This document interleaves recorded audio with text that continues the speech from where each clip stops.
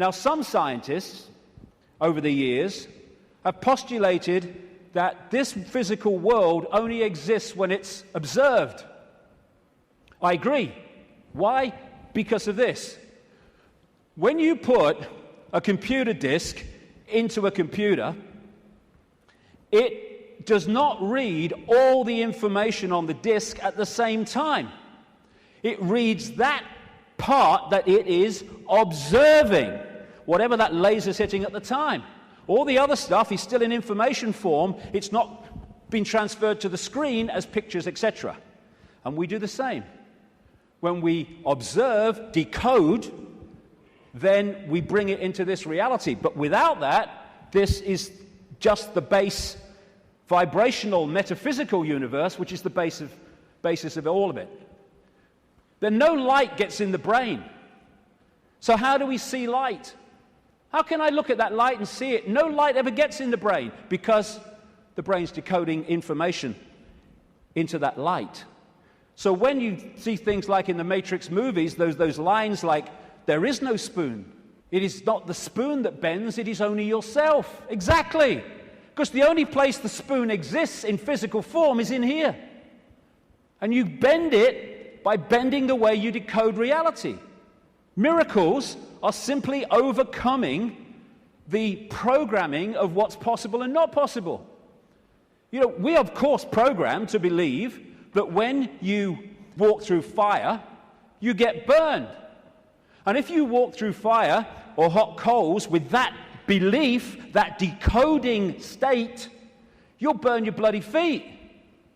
But as so many people have shown, if you can go into another state of consciousness and override that, you can walk across hot coals and not feel a thing. Why?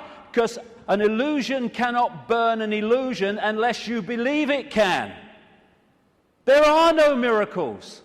There's just understanding how to manifest all possibility. And that understanding comes from the fact that we acknowledge, we understand that we are consciousness. Disembodied, no form awareness, having an experience. Like a Central American shaman said, we are perceivers, we are awareness, we are not objects, we have no solidity. We, or rather our reason, forget this, and thus we entrap the totality of ourselves in a vicious circle from which we rarely emerge in our lifetime. And that vicious circle is what the control system wants to keep us in, because then we're controllable. If we understand who we really are, what we really are, it's impossible to control by a bunch of control freaks. The body is the way our awareness experiences this reality. If I want to interact with this reality, which is a frequency range, I have to have an outer shell, we all do, that vibrates within this frequency range, because our consciousness is vibrating much too quickly. It's like Radio 1 trying to make connection to Radio 2. They're on different wavelengths, never going to happen. So we take on this outer projection we call a body, and therefore I can pick this up and interact with this reality. What the control system wants us to do is to believe that that projection, that vehicle to experience this reality is who we are, because then we go from, I am all that is, has been, and ever will be, I'm Charlie Smith, I'm Ethel Jones, I've got no power. It's the whole bottom line of it. We say I'm going on the internet. We don't go on the internet. The computer goes on the internet, and we observe the internet through the computer. And our mind-body is the vehicle to experience this reality. That goes on the internet. Consciousness, the real us, observes, just like the World Wide Web, observes the internet through that vehicle. And like I say, the idea is to get us to think that we're that and not that. I had a vision when I was sitting in the bath a couple of years ago now, maybe. And I've asked my great friend, the brilliant Neil Haig, to knock this up from what I saw. I'm sitting in my bath, and I saw billowing energy, yellow, kind of white-yellow energy. And I took that immediately to be consciousness.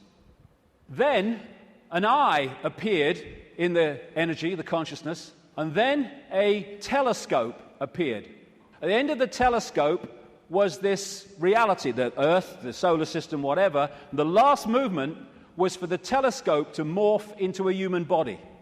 And that was so profound in the sense of that's how it works.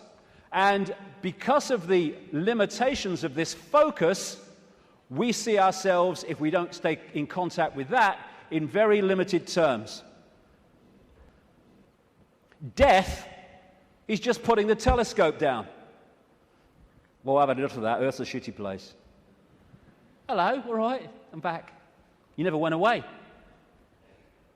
The computer's here. We are observing through the computer. And I want to make the difference, because this will go through the day, the difference between consciousness and what I call the mind. Everything is the same energy in the end, because it's just one unified awareness I call the infinite. But it takes different expressions. Consciousness is the ocean. All possibility, all that is, all awareness. And the mind is like a frozen, denser expression of that, and therefore has great, great limitations in terms of awareness and perception compared with that. And one of the reasons is to interact with this reality, which is much denser than consciousness, we have to have a denser conduit, which we call the mind-body. Therefore, it has to be more limited than consciousness itself. And I've only taken psychoactive drugs once, well, 1.5 times. The main one was in Peru when I took something called ayahuasca in 2003. And for 5 hours, I had this voice, as loud as mine is now, took female form, talking to me about the illusory nature of reality. And when I came back out to Britain, it happened in the Brazilian rainforest, I started following up names, dates, places type information, what I was told. And it was extraordinarily accurate. It's amazing that mainstream science has sussed most of this, but doesn't realize it as, because all the disciplines don't talk to each other. When you connect the dots, you realize they've already established that this is an illusion. But that doesn't go down well because it's too close to the truth. And how I experienced that state beyond this world, beyond vibration, was as stillness and silence. And that's what all possibility is, the stillness and the silence. There was a great line that voice said to me when it was explaining the nature of reality. It said, if it vibrates, it's illusion. If it vibrates, it's illusion, because our core level is stillness and silence. I experienced that. Amazing feeling.